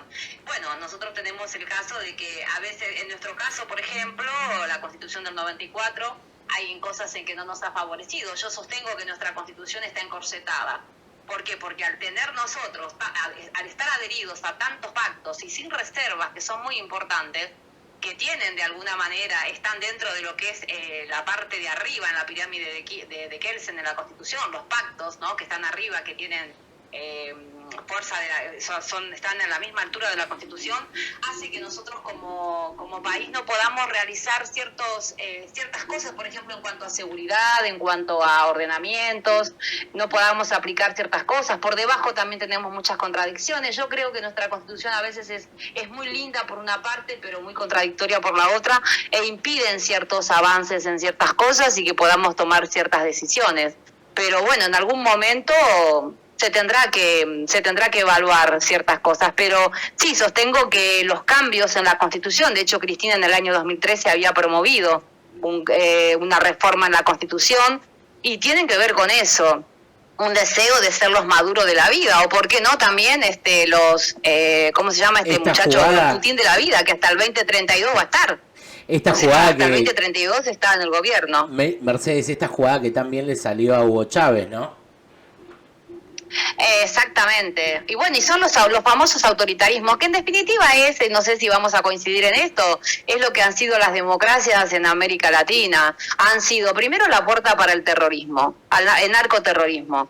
Y segundo, han sido en muchos lados los autoritarismos, un deseo de perpetuarse en el poder y un querer tomar toda América Latina y llevarla hacia un comunismo. O sea, se cayó el muro por un lado, pero se construyó y se erigió del otro lado del Atlántico. Claro, porque hubo que reinventar las luchas, entre comillas, ¿no? Porque antes lo que era armado, después pasó a tener una narrativa que tenía que ver con las clases sociales, con los trabajadores, y hoy es el género, el ambientalismo, el aborto, el mapuchismo. Y es una forma, en el conflicto no se crece. La teoría marxista es de que en el conflicto se crece, y la teoría de la gente normal, por ejemplo, un ingeniero como lo tenemos acá, Cristian, vos andá a decirle a Cristian, que es un ingeniero industrial, que en el conflicto se crece, y te va a decir, ¿pero de qué están hablando estos locos? Y obvio, porque él necesita producir, él quiere salir adelante, él quiere tener empleados, él quiere expandirse. Y bueno, vos escuchás que al pobre Cristian le hablamos de mar y le hablamos del conflicto y todas esas estupideces, y dice, esta gente está toda loca, o sea, no sé de dónde salió. Y tiene razón. Claro. Metete algún bocadillo. No, está perfecto. ¿Compartís todo con Mercedes? Sí. Mercedes es una genia. Me gustaría traer a colación, muy chiquito, Hayek escribió un libro, el Camino de Servidumbre. Bien. ¿Okay? ¿Saben a quién dedicó el libro? ¿A quién? A los socialistas de todos los partidos. ¿Qué quiere decir esto? Que la grita no está ni entre la izquierda, el centro, la derecha, sino que Hayek entendía muy bien que no es entre izquierda ni derecha lo que nos define, sino es entre el colectivismo y el individualismo. Claro. Entre la esclavitud en todas sus formas y la libertad con responsabilidad. Y esto es lo que estamos viviendo. Esto es lo que está sucediendo el día de hoy. A ver, ¿tenés alguna otra cosa ahí? Israel rechaza oferta de tregua de Hamas, de tregua con Hamas. Me parece perfecto. A ver, vos. Es tiempo que Israel se defina, haga pedal a fondo. Con el terrorismo no se negocia. Israel ha sido demasiado contemplativo. Bueno, creo que ya es tiempo de que diga basta, que deje de sentir culpa porque a veces nos pasa en la vida misma cotidiana, ¿no? Que sentimos culpa de tomar lo que nos corresponde y de actuar en consecuencia, y creo que Israel está pasando por este momento y tiene que terminar una buena vez. Es como Argentina nos han hecho sentir culpables por lo que pasó en un momento de la historia, aun cuando no fuimos partícipes, y creo que eso tiene que terminarse. Y también hay que terminar con la culpa que tiene la gente por querer trabajar, por querer salir adelante, por querer progresar, a punto tal de que llegaron a convencernos de que los victimarios son víctimas, y a tener compasión por esa gente que realmente no tiene compasión y no tiene valor agregado, porque un delincuente que sale a matar no tiene valor agregado, y en la vida la gente se divide entre los que valen y los que no valen un centavo, así que creo que está bueno eso. Bien, excelente. A ver, yo quería llevarlos también a Brasil. Viajemos un poco al norte de nuestro continente. ¿Qué pasa con Brasil? Entra en conflicto, ¿no? Acá el gobierno de Lula con el petróleo y cuidar el medio ambiente, ¿no? Ellos que están en la línea de la Agenda 2030 y demás. Contame un poco eso. Bueno, tomando las palabras de Mercedes, sí. Los pactos internacionales están en la cúspide de la pirámide, y eso te sujeta a ideas, a proyectos que vos puedas tener, o a necesidades que quieres cubrir que no lo puedes hacer. El presidente Lula firmó recientemente un acuerdo para la protección de la selva amazónica, sí. Y justo después de eso encuentran uno de los yacimientos más grandes de petróleo, y el chabón no sabe qué hacer, se quiere matar. Claro, en realidad él quiere cortar medio Amazonas y explotar el petróleo, pero entra en conflicto, se le cae todo el relato. Es importante hacer una salvedad ahí. A ver. No es excluyente la explotación del petróleo con las ideas de la ecología. No son cuestiones excluyentes. Es decir, Claro, acá yo estoy completamente de acuerdo con lo que dice Cristian, pero acá hay otro manejo, ¿no? Que tiene que ver con la posición de izquierda del PT, las comunidades indígenas que son muy fuertes, especialmente en el noreste brasileño, que dicho sea de paso fue estos estados del noreste les que dieron el triunfo a Lula. Claro. Y ellos son los que se hacen fuertes para impedir que se desarrolle esta zona, porque es donde está el petróleo, está en esa zona, y eso al final va a jugar en contra para Lula, para el proyecto de Lula. Hoy por hoy tiene un gran déficit Brasil. Le dieron una nave espacial y te devolvió una calecita chocada, digamos. Más o menos. Más o menos, está caminando por ahí. Le dieron un país ordenado económicamente, ¿no? ¿O me equivoco? Un país mejor de lo que había dejado la expresidenta Dilma, sí. Y con mayor capacidad de acción también para poder decidir internamente sobre la política, valga la redundancia, interna del país, ¿no? Pero bueno, Lula está volviendo a darle más fuerza a los partidos políticos, cosa que Bolsonaro lo había cortado, ¿no? Claro. A ver qué opinás vos, Mercedes, en esa línea. Bueno, yo siempre me remito a Marx, tan odiado. Él fue uno de los pillos que vio el tema del medio ambiente. En el medio ambiente vio un curro, allá por los años 1800 y pico. Vos fijate lo que nos pasó a nosotros con el cuento del medio ambiente y la papelera, que nos comimos los troncos que plantamos durante 30 años para esta papelera que iba a venir, nos los tuvimos que comer y la papelera terminó en Uruguay.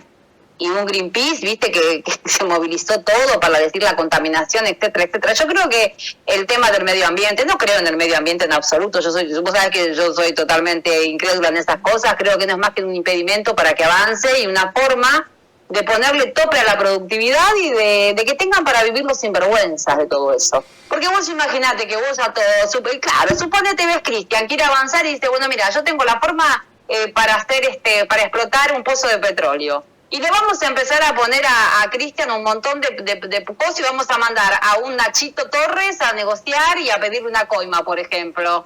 Entonces el tipo, ¿sabes qué hace? Me voy al diablo, déjame de joder. Y bueno, eso es para que viva una clase vaga, buena para nada, basada en el medio ambiente y no permitir avanzar a los demás. Y a veces es mucho más la coima que se pide que lo que está en la inversión. Imagínate vos, Claro. con todas las fuentes de trabajo que se pierden. Así que bueno, yo chicos, la verdad que Marx practicó el alpedismo, pero dejó semillas que son difíciles a veces de desarraigar. Igual estamos en una buena época en donde el marxismo, creo que por primera vez en la historia se ve, digamos, en un punto de obsolescencia o de vida útil que ya ha llegado a su límite, ¿no? O sea, creo que, digamos, toda narrativa hoy que digamos, levanta la izquierda marxista siglo XXI, global, la corporatocracia, digamos, de la izquierda mundial, creo que se ve en conflicto, porque justamente toman todo... Lo que pasa que Sí. lo que pasa que lo tenemos en el Congreso sentados a los correligionarios, ¿viste? Entonces es medio difícil. O sea, que están defendiendo teorías obsoletas. Los tenemos a los Lustó de la vida y a todos esos chicos raros sentados ahí en el Congreso que da vergüenza verlos y escucharlos. Pero fíjense, o sea, porque yo creo que en esto, creo que la gente ha empezado a entender esto, estas narrativas que no tienen datos por detrás. Sí, a ver. Yo tenía 9 años cuando cayó el muro de Berlín. Yo lo vi por televisión. Yo tenía la misma edad que yo. Sí, puede ser, en el 80 nací. 80, todavía. Entonces yo tenía 9 años, lo vi por televisión, vi la gente rompiendo el muro. Yo vi eso y yo crecí en la Argentina de los 90 y yo pensé que la izquierda estaba exterminada por completo, que iba a ser un resabio en algún punto y iba a desaparecer a la larga. Es decir, son ideas que nacieron obsoletas, se saben obsoletas desde el momento... A ver, que tuviste que hacer un muro. Claro, a eso voy yo, digo. Y aparte, el comunismo siempre se basó en encerrar a la gente en una jaula. Te digo, ya eso te muestra que es obsoleto, pues si vos no querés estar ahí, obviamente. Ahora, de repente, el muro de Berlín cayó y yo veo surgir de vuelta toda esta izquierda que yo pensé que ya no iba a existir más.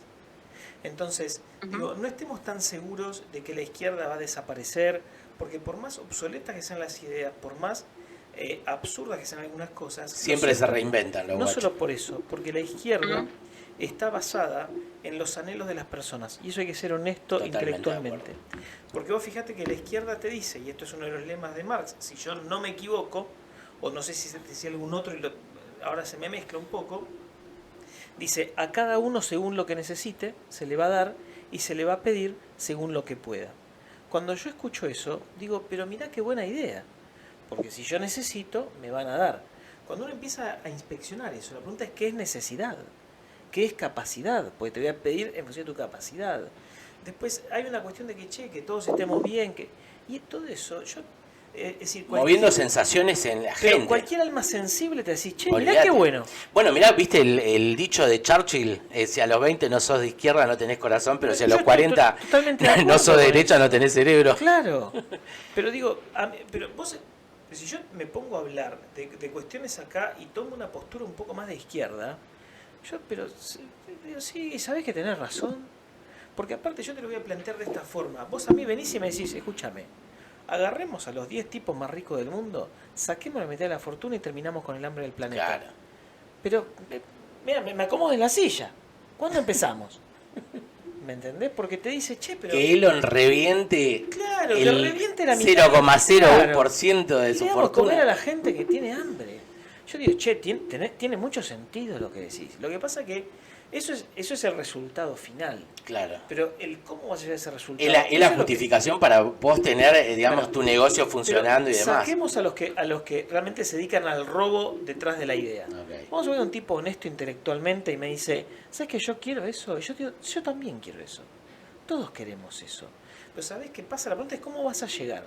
Y en el medio es en donde falla la izquierda, porque los métodos que plantea son, digamos, hacen retroceder a la humanidad. Porque lo que descubrió el capitalismo es que dándote a vos libertad y incentivándote desde tu, entre comillas, egoísmo, para que vos estés mejor, vas a terminar siendo una sociedad mejor. No porque tal vez lo quieras, pero porque vos querés ser mejor. Vos querés ser mejor, entonces mejorás en tu entorno. Vas de lo individual a lo colectivo. Correcto. ¿No? En términos de éxito. Sin darte cuenta. Claro. Ahora, lo que sí, cuando vos me planteás a mí y vos me decís, che, pero el que tiene no debería ser más generoso. Yo te digo, claro que sí. Pero eso no es algo que se puede hacer por ley. Es algo que tiene que salir del corazón de la gente. Claro. Entonces, yo estoy de acuerdo que el que tiene que ser más generoso. Tiene que solidarizarse con los demás. Sí, no a punta de pistola. Y nunca para sostener el negocio de unos que se dedican a robar. Entonces, digo, yo desde el punto de vista conceptual, uno puede ser un socialista individual, por así decirlo, donde yo con la mía hago lo que quiero y con la que yo gané quiero mantener un comedor, quiero dárselo a la iglesia, quiero hacer un instituto para lo que yo quiera, hago lo que yo quiera. Pero no puede venir el Estado a punta de pistola con la excusa de la justicia social, desincentivar el crecimiento económico, desincentivar a las personas a crecer y ser mejores, porque si todo es lo mismo, ¿para qué me voy a esforzar? Claro. Porque es el problema del socialismo, como doctrina aplicada a la política. Ahora, si después de mi individualidad yo decido hacer algo y lo hago de corazón, está fantástico. Y me encantaría que toda la gente que tiene una posición económica relevante en el mundo tenga en su corazón ideas socialistas, por así decirlo. Porque el tipo dice, che, ¿sabes qué? Me gustaría compartir con los demás, ocuparme de la soledad. Un socialismo desinteresado, claro, y humano, digamos. A eso voy yo, digo, perdón, y voluntario, ¿no? Es socialista, Cristian, No me está sorprendiendo. callado. ¿Qué pasó acá? No puedo quedarme callado. A ver, acá se puso picante, a ver. Ok. Entiendo lo que quiere decir Cristian, pero no estoy de acuerdo con la palabra socialista. Ok, a ver. Yo no creo en el corazón socialista, alejado de ello. En la misma raíz Sí. está el problema. Cuando hablamos de socialismo hablamos de colectivización.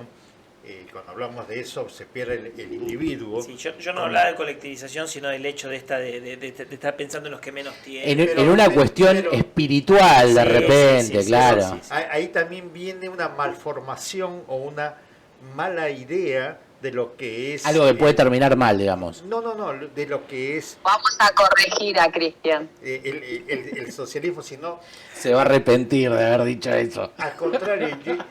Yo creo que todo eso lo que dice Cristian tiene que ver con las ideas más profundas del liberalismo.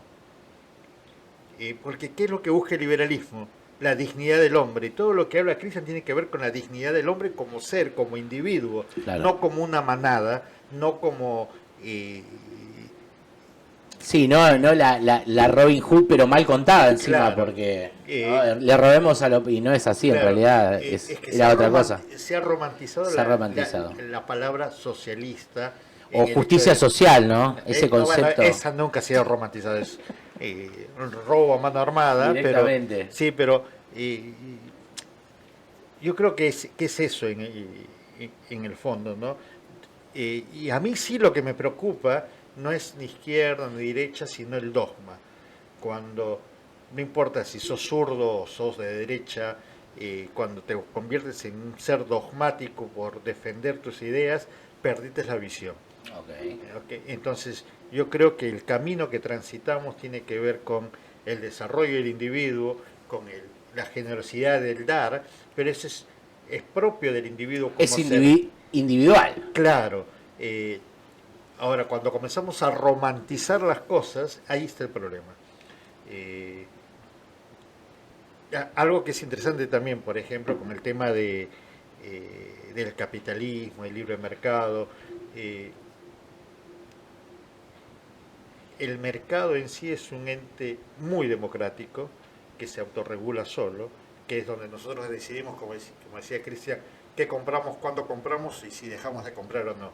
Ahí estamos eligiendo siempre, y eso tiene otra serie... Ese sería el orden espontáneo, por ahí, por así decirlo. Y tiene una serie de repercusiones hacia adelante, hacia el futuro. Si dejo de comprar, aquella empresa que se va a ver afectada, pero otra empresa se va a ver beneficiada. Entonces ahí comienza la competencia, qué servicio mejoro y no. Y detrás de ese qué servicio mejoro tiene que ver con el perfeccionamiento de los empleados de esa empresa para mejorar ese producto, y así sucesivamente.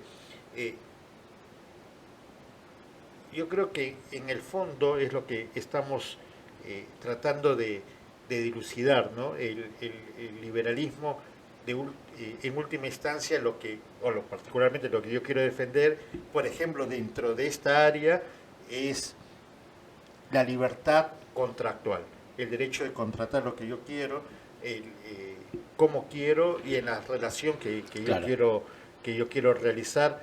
Libertad total, digamos. Claro, sin que el Estado aparezca. Y el Estado, por lo que se está viendo, lo que se está descubriendo ahora, y eso aplaudo por lo que está haciendo el gobierno de Milei, nos damos cuenta, pero ya no en la teoría, sino ni en el susurro del pueblo, sino en los hechos fácticos de que es una mafia enquistada, desde los yates, el yate, no me acuerdo cómo se llama. De Insaurralde, que más salió en las noticias, que en los negociados que hay, lo que pasó en Quilmes, en Avellaneda, donde... A ver, voy a algo más sencillo. ¿Por qué, digamos, a ver, dónde están los tiroteos en Rosario entre la policía y el narco? No viste ninguno, no han gastado una bala. Qué raro, ¿no? Digo, cuánta connivencia, ¿no?, que hay entre la política, el narcotráfico. Pareciera ser que son dos alas de un mismo pájaro. Una cosa así, ¿no? Sí, a ver, Mecha. Claro, sí, un poco recogiendo el tema de lo que estaba diciendo Cristian, ¿no? Nosotros tenemos un país que se llenó de derechos, pero no le hicieron ver a la gente la otra parte, ¿no? Donde esos derechos estaban sujetos a obligaciones de otros. Claro. No es que vos ¿Quién paga esos derechos? Sea, eso donde surge, claro, hubo una subversión en cuanto a los valores, y hay que apostar también a lo que tiene que ver con ese individuo colectivo, porque de alguna manera, como decía Cris, o sea, no me obligues, yo doy si tengo la voluntad de hacerlo. Y de alguna manera el liberalismo tiene que ver con eso de la naturaleza de las cosas. Por ejemplo, cuando vos vas a la naturaleza humana, dos personas se unen en forma libre, ¿no? Por voluntad propia. Ahí tenemos el contrato, por ejemplo. O sea, yo tengo ganas, suponte que me enamoro de vos, Gus, ¿no? Que no nos escuche Natalia. Acá está escuchando, te está haciendo la cara. Dice que te va a agarrar ahora cuando... No sé si a ella o a vos. Para salida. Es una unión libre entre dos personas. Suponte que lo mismo pasa cuando uno tiene un hijo. ¿Qué pasa con esos espermatozoides? Compiten y llega el más rápido, el mejor. Bueno, eso pasa con la competencia. O sea que el liberalismo, si vos te pones a pensar, está tomado de la naturaleza y del orden natural de las cosas, de la lógica. Por eso es que a veces cuesta tanto vencerlo y es tan práctico para poder explicarlo y para poder entenderlo. Pero bueno, yo creo que eso a la gente le cuesta mucho, creo que no se dan cuenta de todas esas cosas. Hubo muchos años de agarrar a la gente, ¿no? Y de meterle tantas cosas raras en la cabeza, y de a poco las personas se van a ir liberando de esto, porque te vuelvo a decir, fue un adoctrinamiento de 40 años con breves excepciones. Sí. De 40 años con breves excepciones. Y es muy difícil a veces salir de este molde. Se generó en la gente mucha comodidad. Yo te administro, deja que yo lo hago, vos no te esfuerces. Y bueno, y mirá qué caro que nos salió que este Estado tan grande nos administre y nos deje en esto. Por eso, retomando un poco el principio de lo que estaba hablando Gustavo cuando se abrió el programa, este trabajo, este plan Marshall que él mencionó también, hay que hacer un trabajo en conjunto, hay que armar todo lo que tiene que ver con un plan donde toda la maquinaria se ponga en marcha, desde lo cultural, desde lo económico, desde la educación, desde lo laboral, donde las pymes tienen un poder que no se dieron cuenta que tenían antes, porque las pymes son un actor muy importante, que dan trabajo. Son los dadores de trabajo reales.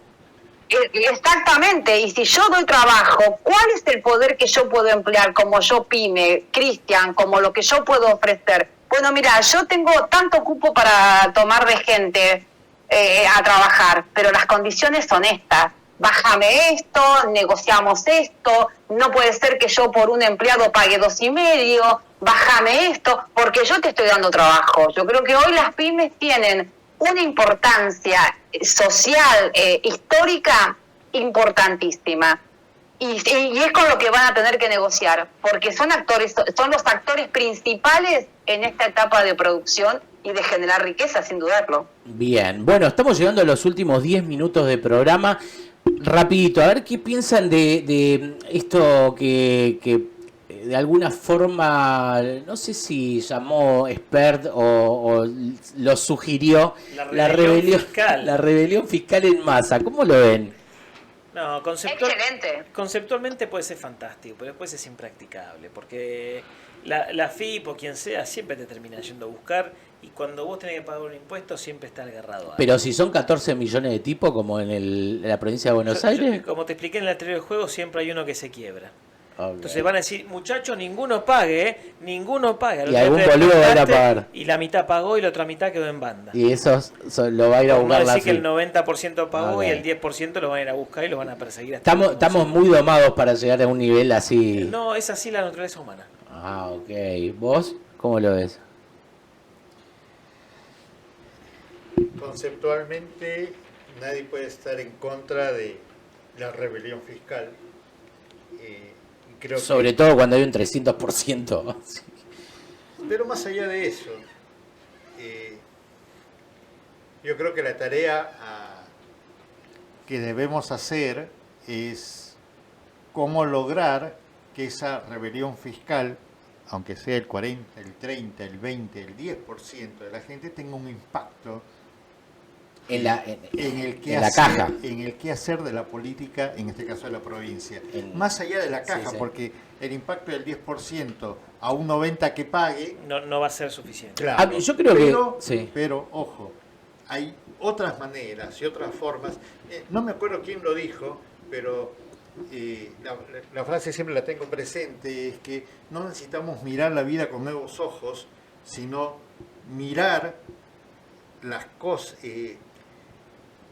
cosas con nuevas ideas. Okay. Entonces, lo que necesitamos es generar nuevas ideas para que ese impacto de ese 10 valiente, ese 15, ese 20, ese 40, tenga un impacto real en la gente y en la acción de la política, ¿no? En este caso, en el gobierno de la provincia de Buenos Aires, que realmente otra vez es una mafia enquistada y puede haber sin fin de preguntas ahí. ¿Por qué los votan si saben que está pasando esto? Se inunda con un día de lluvia. ¿Dónde está?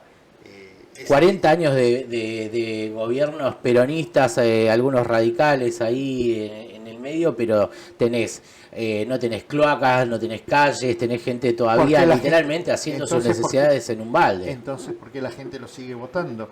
Son preguntas abiertas que sabemos quizás las respuestas. Que sabemos las respuestas, pero bueno, todavía no hemos encontrado la mecánica o la forma para llevar esto, concientizar, claro, plasmarlo a un cambio real. Claro. Hemos logrado, yo creo que la clave es cultural, estrictamente cultural, porque acá lo que tenemos que hacer es empoderar y enriquecer de vuelta culturalmente a la sociedad argentina, porque una gran parte es cultural, pero es también como muy importante. Sí, y económica, no cultural solo, y económica me parece. Yo creo que tiene que ver también con el acción con el accionar de la gente, ¿no?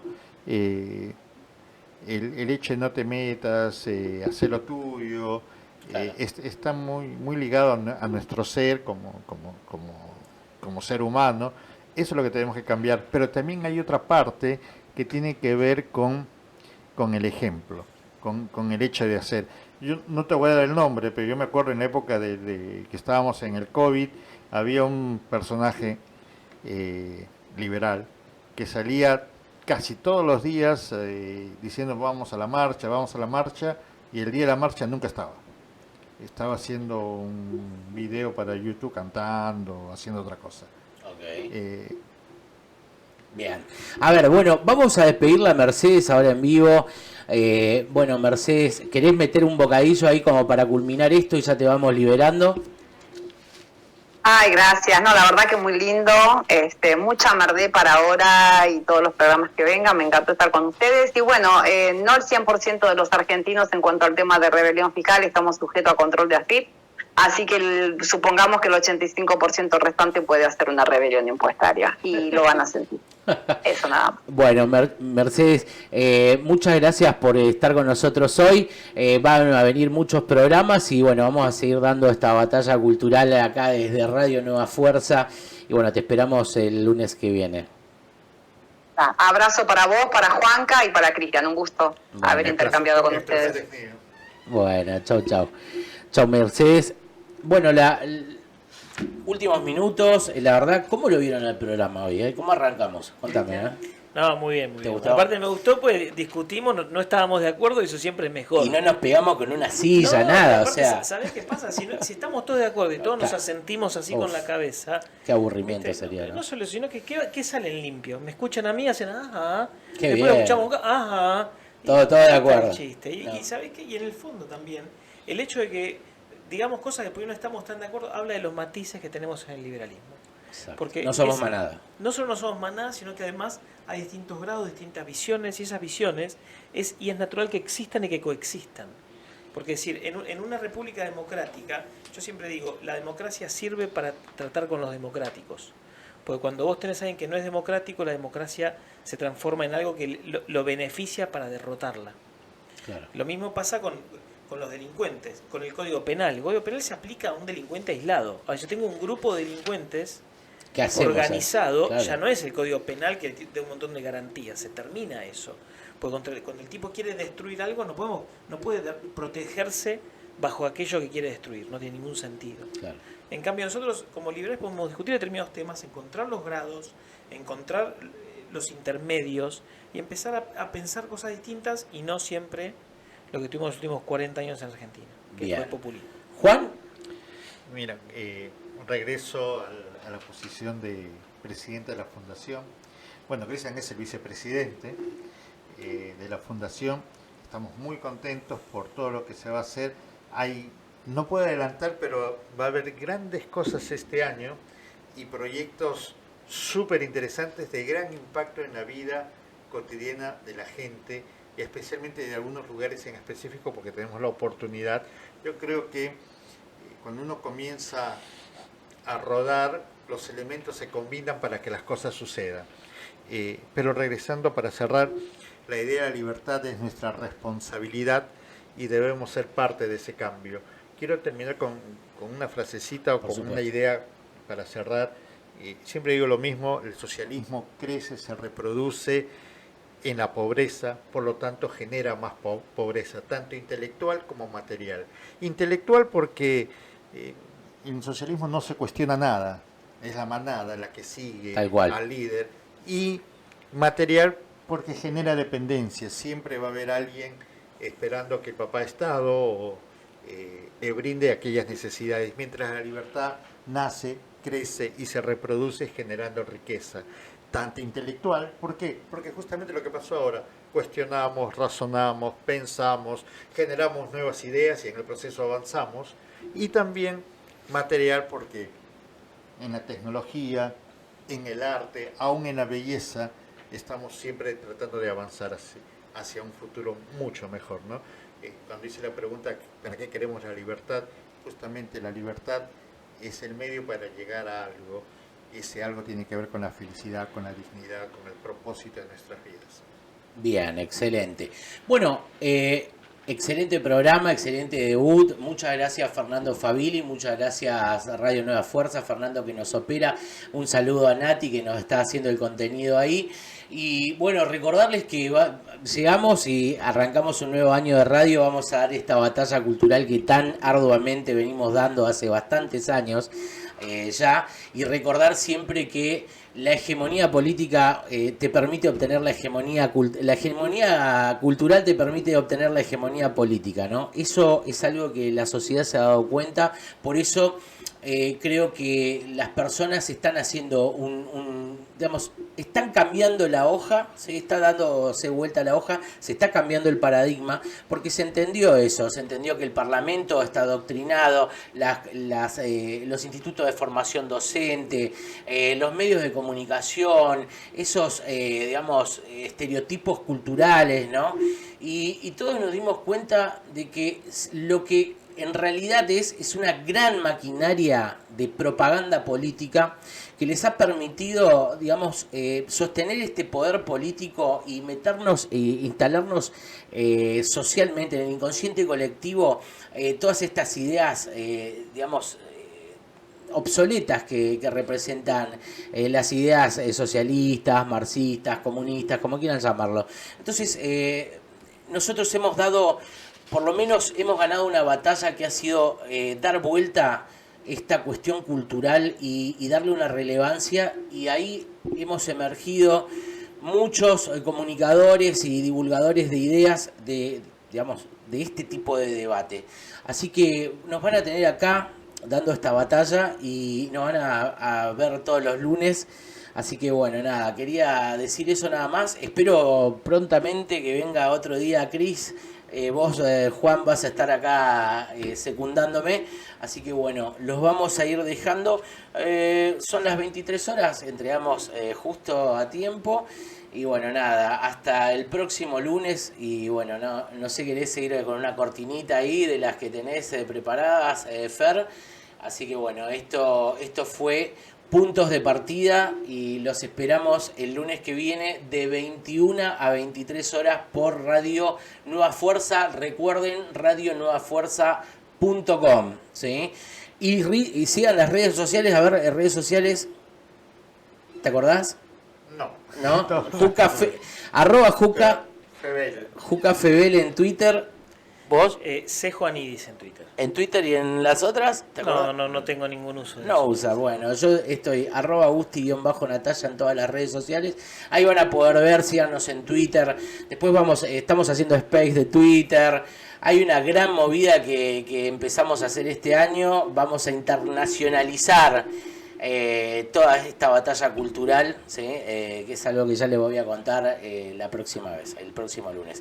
Bueno, eso es todo. Muchas gracias Fernando, y bueno, hasta la próxima.